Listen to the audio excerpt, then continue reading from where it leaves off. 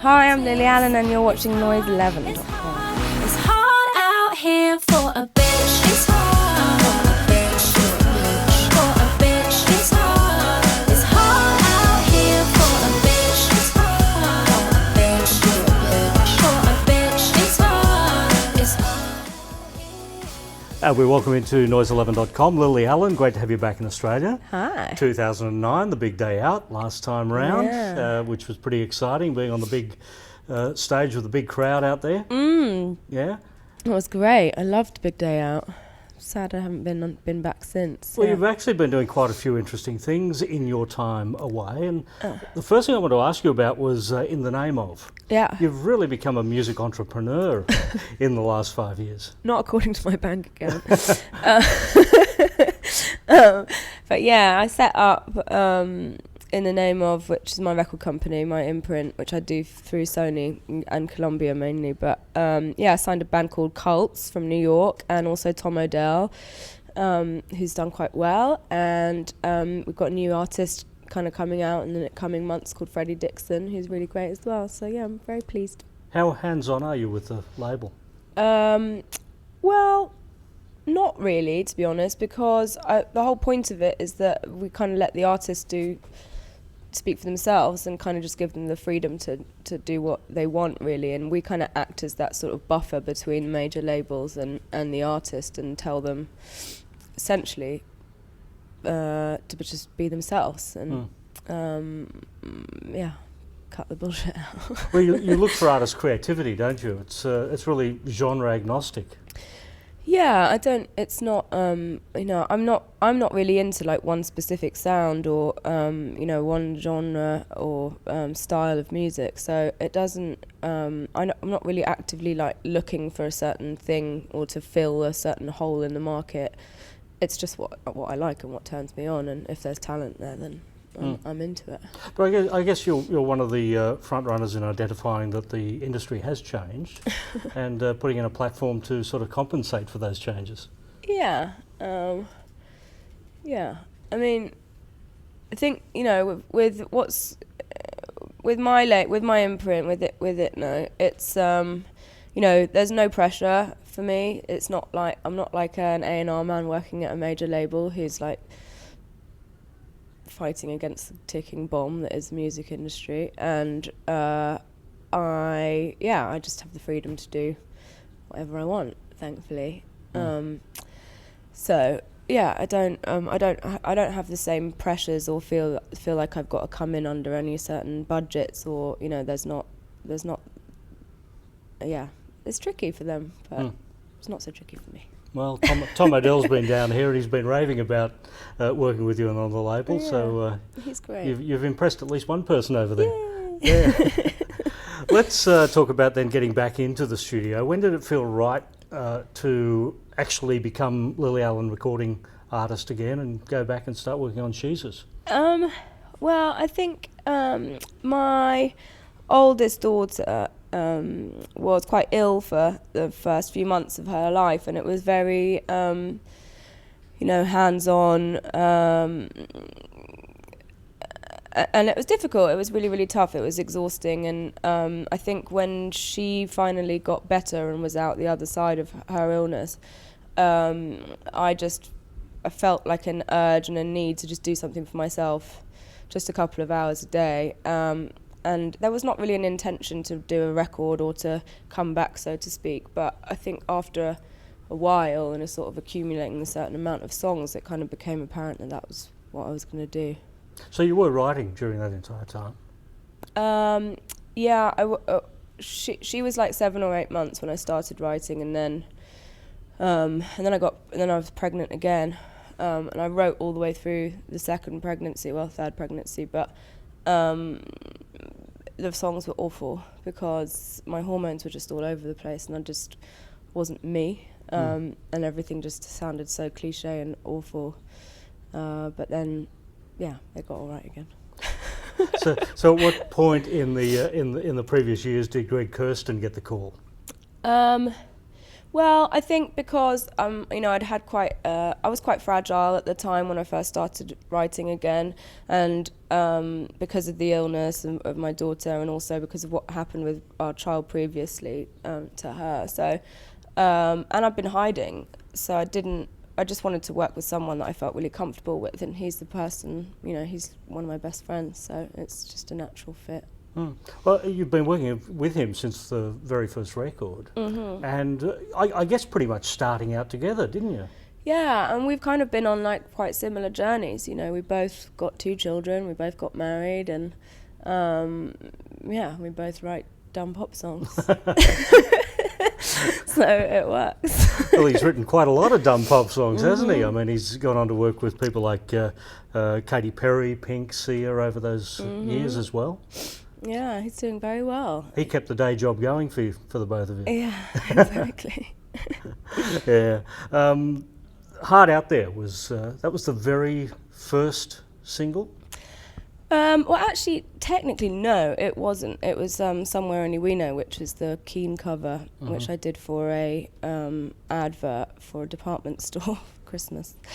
And then, part of the record company were desperate for me to do that advert, and from my personal, I sort of set the terms, so to speak, and the condition of me saying yes to doing that was that I got to make a video for Hard Out Here and release it as a viral thing. So that was the one chosen as the first taste of the record, though? Yeah. Why particularly that song? Was that a focus song for you? Did it have special meaning for you? I just think it felt like unmistakably me, and I think that when I'd been, if you've been away for 5 years, I wanted something that people would hear, and there'd be no sort of two ways about it. They'd just be like, oh yeah, that's Lily. Do you think in terms of singles when you make a record, or is it a complete album for you? I don't think in terms of singles. Just because I don't really understand what makes a single these days, to be honest. But yeah, I kind of like take a different approach to the whole way. Personally, if I was in control of how my music was released, be predominantly, I think about things in terms of online, just because that's where I spend most of my time consuming music. So. Yeah, I don't really care about radio and all that stuff. So who chooses what that next song will be? Market research, I believe. Yeah. Well, they haven't done too bad a job so far. Air Balloon followed up hard, and to considerable success as well. Yeah. Does it surprise you when you see certain songs go up the chart? Can you have a bit of Lily Lotto before the songs come out and sort of predict where you think they're going to fall? No, not at all. I just, I find that like commercial success and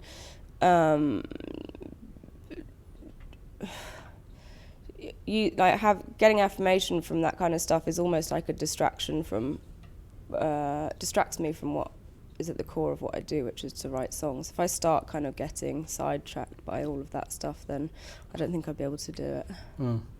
Have you had a call from Kanye yet to congratulate you on the album title? No.